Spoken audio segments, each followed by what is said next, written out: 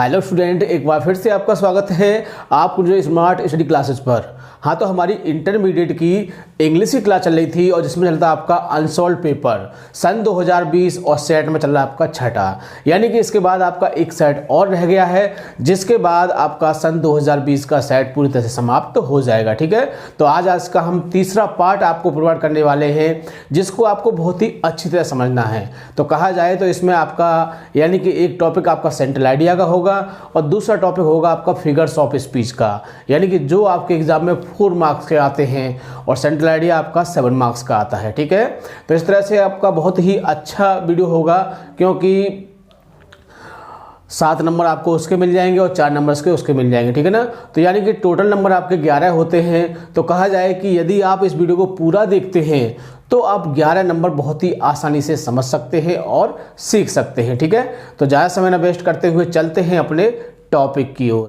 Hello students, तो आपके पास कुछ दिन बचे हुए हैं 10% discount Unacademy IIT JEE subscription पर, क्योंकि स्टूडेंट कुछ टाइम बाद 28 फेब के बाद आपको केवल और केवल 5% डिस्काउंट मिला करेगा अगर आप IIT JEE या फिर नीट का सब्सक्रिप्शन लेते हो तो।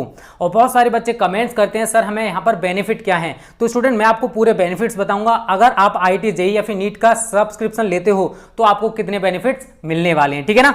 और हाँ, आपको जब एनरोल करो तो स्टूडेंट आपको हमारा कोड स्मार्ट स्टडी जरूर यूज करना है, तब स्टूडेंट आपको 10% डिस्काउंट मिल पाएगा, अदरवाइज आपको 10% डिस्काउंट नहीं मिलेगा। ओके, तो स्टूडेंट अनअकैडमी जो है वो आपका IIT JEE का परफेक्ट स्टडी पार्टनर है। यहां पर every Monday new batches start होते हैं और इंडियाज टॉप एजुकेटर्स स्टूडेंट आपको पढ़ाते हैं। बात आती है यहाँ पर फीचर्स क्या हैं, हमको क्या क्या बेनिफिट्स मिलेंगे। तो घर बैठे आप लाइव क्लासेस ले सकते हो, बहुत सारे कोर्सेज को एक्सेस करने के बाद आपके पास मौका होगा, प्रैक्टिस टेस्ट होंगे बच्चों, बैच कोर्सेज हैं, मेंटरशिप एंड गाइडेंस मिलेगा इंडिया टॉप एजुकेटर्स द्वारा। और स्टूडेंट मैं आपको बेनिफिट्स बता दूं, आपका जो सिलेबस है उसको बहुत अच्छे से कवर किया जाएगा, रेगुलर डाउट क्लियरिंग सेशंस होंगे, लाइव टेस्ट सीरीज होंगी और स्टडी मटेरियल जो मिलेगा बच्चों वो आपको PDF फॉर्मेट में मिलेगा। और यहां पर देख सकते हो ये हैं India's top educators, Manoj Chauhan sir हैं, Aman Dhatarwal sir, Namo Kaul sir, India's top educators हैं जो आपको टीच करने वाले हैं। जितना भी कोटा का फैकल्टी है स्टूडेंट वो अब अनअकैडमी पर आ चुका है। न्यूक्लियस है, आपके न्यूक्लियस अकेडमी आपने नाम सुना होगा स्टूडेंट, वो हमारा अनअकैडमी पर आ चुका है। तो कोटा की टॉप फैकल्टी यहां पर अवेलेबल है और आपको यहां पर बहुत सारे बेनिफिट्स मिलेंगे यार। और यहां पर देख सकते हो student, batches for JEE main and advanced, JEE 2021, JEE 2022, JEE 2023 English, मतलब हिंदी और इंग्लिश में हैं ये सारे के सारे बैचेस जो कि स्टार्ट हो चुके हैं और स्टार्ट होने वाले हैं। एवरी मंडे यहां पर न्यू बैचेस स्टार्ट होते हैं। तो आपके पास सुनहरा अवसर है सब्सक्रिप्शन लेने का, क्योंकि स्टूडेंट 28 फेब के बाद आपको केवल और केवल 5% डिस्काउंट मिला करेगा। आपके पास 28 फेब तक का टाइम है 10% डिस्काउंट पाने के लिए, और ये डिस्काउंट आपको तभी मिलेगा जब आप हमारा कोड अप्लाई कोड, यहां पर कोड है हमारा स्मार्ट स्टडी क्लासेस, अगर आप ये लगाते हो स्टूडेंट तभी आपको 10% डिस्काउंट मिलेगा, अदरवाइज आपको डिस्काउंट नहीं मिलेगा। तो इस कोड को जरूर यूज करना, तभी आपको 10% डिस्काउंट मिलेगा।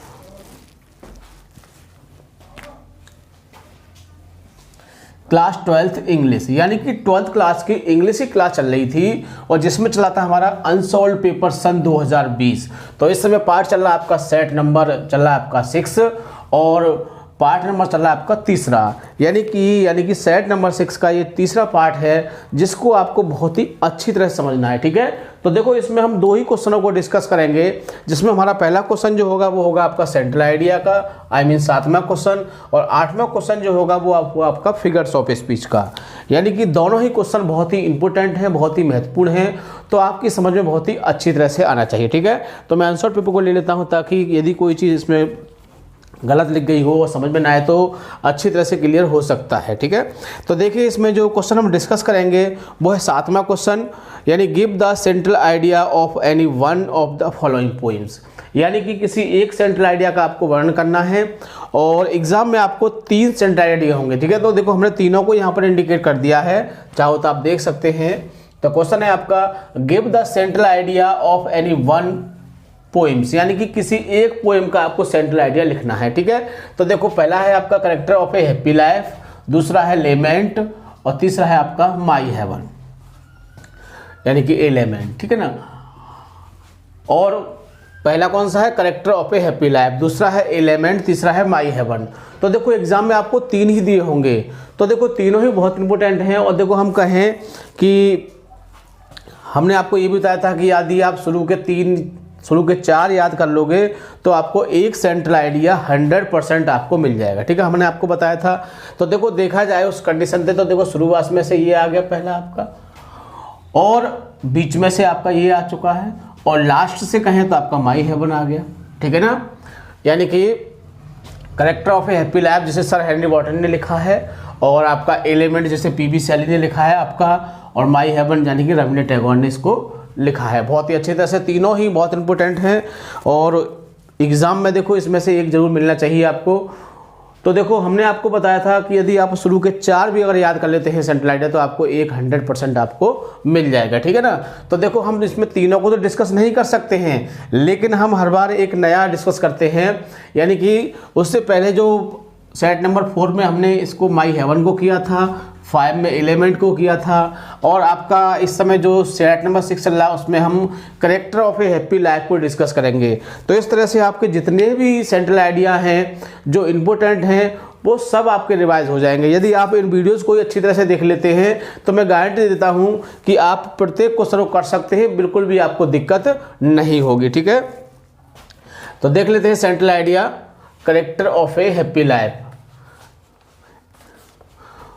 The central idea of the poem, इस तरह से आपको लिखना है और इस तरह से आपको यहाँ से शुरू करना है। देखो 1 2 3 4 और 4.5 लाइन दी हुई हैं, तो काफ़ी अच्छा लिखा है। और सबसे खास बात, हमने जो आपको सेंट्रल आइडिया लिखवाए हैं बहुत ही सरल भाषा में लिखवाए हैं। यदि आप वीडियो को 1 या 2 बार इस तरह से देख लोगे तो आपको देखने मात्र से ही याद हो जाएंगे। ठीक है, शुरू करते हैं।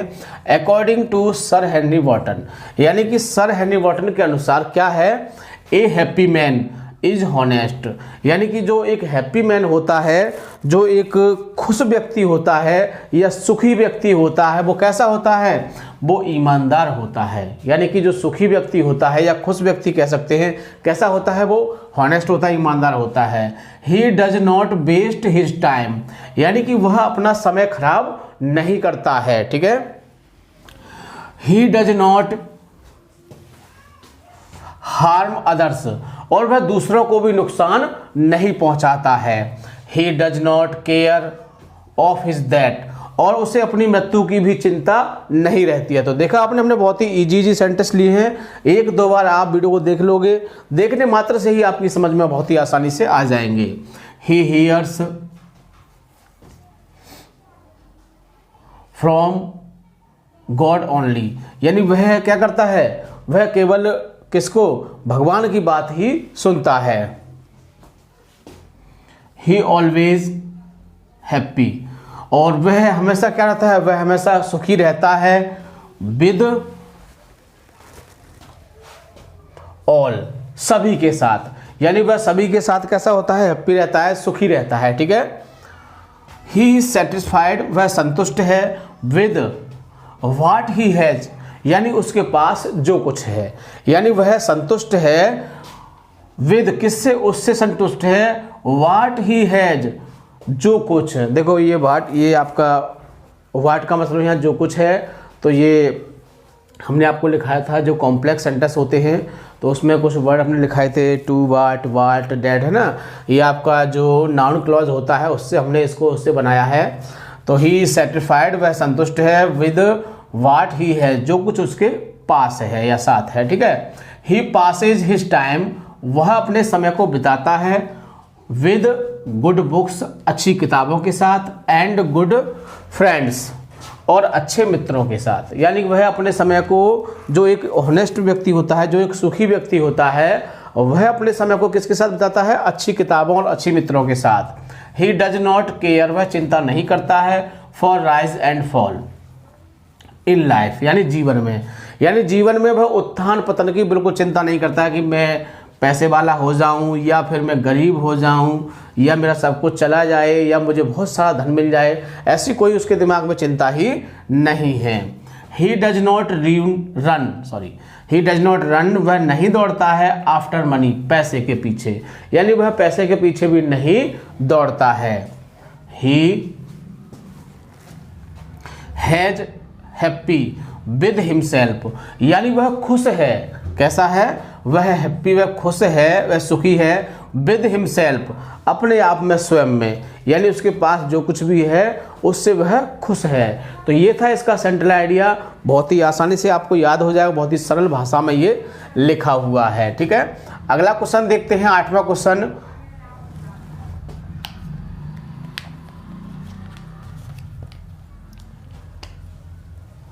राइट मिस लिखिए द डेफिनेशन, मिस परिभाषा लिखिए of any one of the following, यानी किसी एक की परिभाषा लिखिए फिगर्स ऑफ स्पीच, किसके अलंकार की, विद 2 एग्जाम्पल, और उसके 2 एग्जाम्पल भी दीजिए। तो कह सकते हैं कि 2 मार्क्स का आपका डेफिनेशन हो जाएगा, 2 मार्क्स का आपका एग्जाम्पल हो जाएगा। ठीक है, तो दोनों ही बातें समझ सकते हैं, यानी कि 2 नंबर का क्या हो जाएगा, आपकी डेफिनेशन हो जाएगी और 2 नंबर का आपका एग्जाम्पल हो, तो 4 मार्क्स का ये क्वेश्चन हो गया आपका। ठीक है, अब देखो इसमें एग्जाम में आपको 3 दिए होते हैं, कितने होते हैं, 3, 1 2 3, और 3 में से किसी एक का करना होता है। तो इसके लिए भी हमने आपको बताए थे कि यदि शुरू के यदि आप 4 तैयार कर लोगे तो मैं गाइड देता हूँ, ये क्वेश्चन आपका छूटेगा नहीं। देखो जो क्वेश्चन एग्जाम में आना है, जैसा क्वेश्चन मान लीजिए आना है, सेंट्रल आइडिया है, एग्जाम में जरूर आना है, ये फिगर्स ऑफ स्पीच एग्जाम में जरूर आने हैं, तो ऐसे क्वेश्चनों को आप बहुत ही अच्छी तरह से तैयार करें, जैसा कि एग्जाम में ये ना देखने को मिले कि यार ये हमने याद नहीं किया था, ये क्वेश्चन हमारा छूट गया, ये रह गया, ये कहाँ से आ गया। तो इसमें आपको इसी हिसाब से तैयारी करनी है। तो देखो मैं बता रहा हूँ आपको, अगर शुरू से भी आप याद कर लोगे कंडीशन, जैसे शुरू से आपने 4 याद कर लिया कंटिन्यूस, और चारों के 2 3 एग्जाम्पल याद कर लिया आपने, तो बहुत ही आसानी से इसको आप कर सकते हैं। जैसे देखो शुरू में से आपका ये आ गया, बीच में से ये आ गया, लास्ट में से ये आ गया, तो देखो आगे ना आगे। और यदि आपने शुरू में से एक जरूर आना है तो ये मेटाफर कर दोगे आप, और यदि आपने पीछे से याद की है 4 तो इसको कर दोगे आप। ठीक, और कभी कभी तो ये शुरुआत में ये आपका सेकेंडिंग होता है आपका, तो शुरुआत के 2 आ गए आपके, देखिए। तो इस तरह से बहुत ही आसानी से इस क्वेश्चन को कर सकते हैं। तो आपको इसकी डेफिनेशन याद होनी चाहिए और कम से कम 3 एग्जाम्पल याद होने चाहिए। क्यों? क्योंकि ऐसा होता है अक्सर एग्जाम में, क्या होता है स्टूडेंट भूल जाते हैं। आपने 2 याद किए, मान लीजिए 2 याद किए और 2 में से आप भूल गए, तो क्या होगा उस कंडीशन में, आपका 1 नंबर चला जाएगा। इसलिए आपको 3 याद करने हैं, क्योंकि आपको इस चीज़ को मौका ही नहीं देना है कि ये कोसने को मिले कि यार हमने याद किया था लेकिन थोड़ा सा याद कर लेते तो अच्छा होता। ठीक है, तो इसको समझ गए होंगे आप। तो अगला टॉपिक है इसमें, यानी कि डेफिनेशन। तो डेफिनेशन हमने देखो बहुत ही इजी लैंग्वेज में लिखाई है, 2 बार पढ़ोगे याद हो जाएगा, और एग्जाम्पल भी हमने बहुत सरल सरल लिए हैं। तो पहले देख लेते हैं पर्सोनिफिकेशन, यानी पहला मेटाफर है जिसको रूपक कहते हैं। पर्सोनिफिकेशन मानवीयकरण अलंकार या मानवीकरण भी कह सकते हैं इसको, ऑक्सीमोरन विरोधाभास होता है।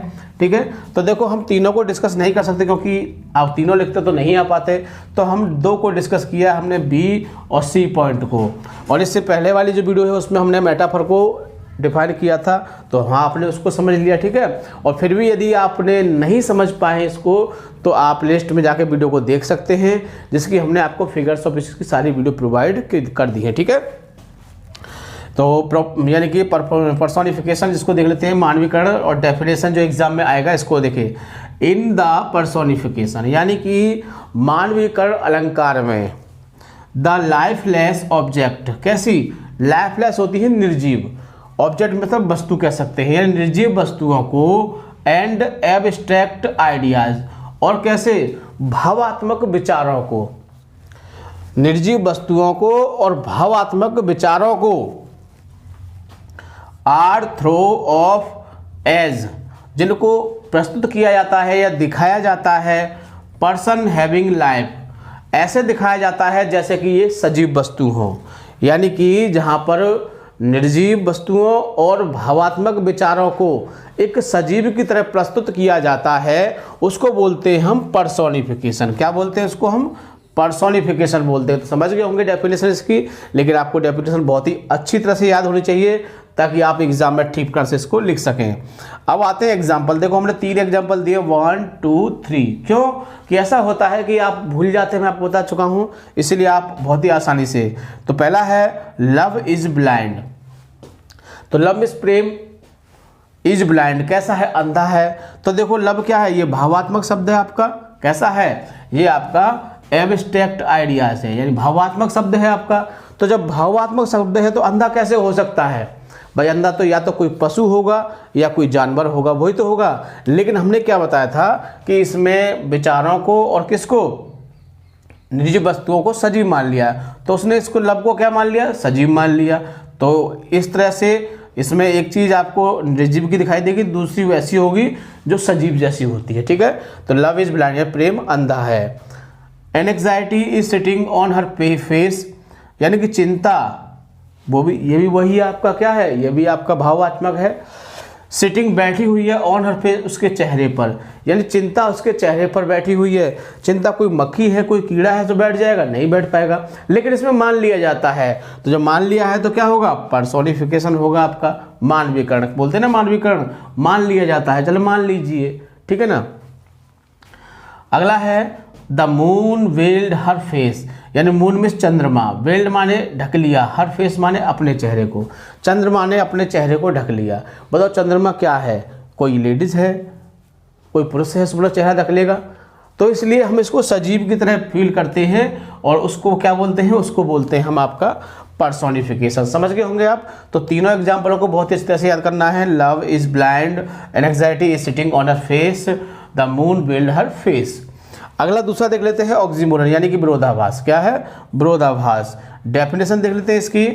In this figure of speech, यानी कि इस अलंकार में, किसमें, विरोधाभास अलंकार में क्या होता है, टू अपोजिट क्वालिटीज, यानी कि दो विपरीत, अपोजिट कैसे होते हैं, विपरीत, यानी दो विपरीत गुणों को आर एडेड जोड़ा जाता है टू द सेम थिंग, किससे, सेम थिंग, एक साथ, यानी एक वस्तु से जोड़ा जाता है, यानी कि दो विपरीत गुणों को एक वस्तु से जोड़ा जाता है।